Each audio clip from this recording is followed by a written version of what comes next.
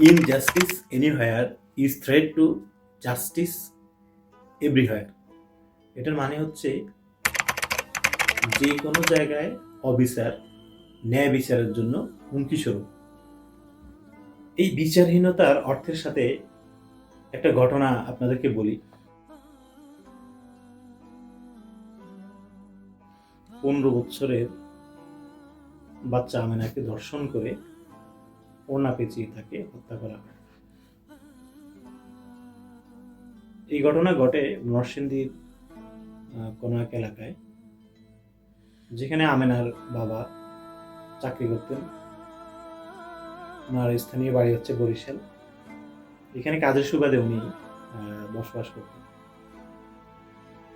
তো এই বাচ্চাকে গতকালকে হত্যা করা হয়, এবং কি এর 15 দিন আগে এই বাচ্চাকে দর্শন করেন এক নুরু নামের এক ব্যক্তি। এই দর্শনের পরে আমেনার বাবা গিয়েছিলেন স্থানীয় মেম্বারের কাছে বিচারের জন্য। জানেন মেম্বার কি বিচার করছে? বলছে যে এলাকা ছেড়ে চলে যায়। লজ্জা!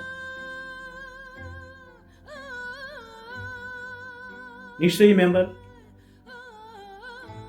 ভীতু, কাপুরুষ, নয়তোবা দুর্নীতিবাজ, নয়তোবা ম্যানেজড সমঝোতা করে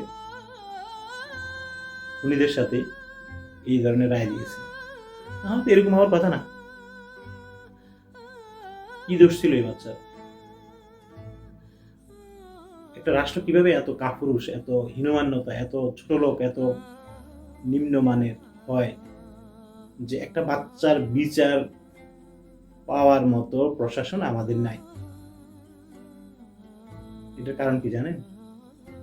এখন বলবেন যে আবার সেই পলিটিক্যালি কথা বলতেছে। সেই কালো রাত,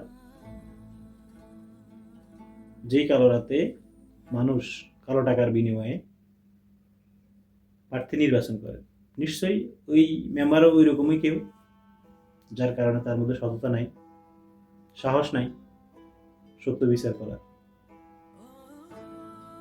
আজকের ইয়ার বাপ যদি সচিবালয়ে চাকরি করতেন, হয়তো বা প্রধানমন্ত্রীর কাছে দৌড়ে গিয়ে বিচার চাইতে পারতেন, এবং সেই বিচারটাও হইত। যেহেতু সেই স্কোপ তো আর 18 কোটি মানুষের হবে না, তো কিছু আমলা, কিছু গামলা, ওনারাই এই রাষ্ট্রের সমস্ত সুবিধা পাবেন যেভাবেই হোক। আর বড় এক বিরাট সংখ্যক মানুষ বিচারহীনতার মধ্যে কাটাবেন, অনিশ্চয়তার মধ্যে কাটাবেন।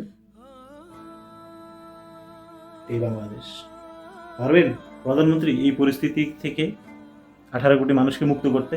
সেই সাহস কি আপনার আছে? দেখা যাক।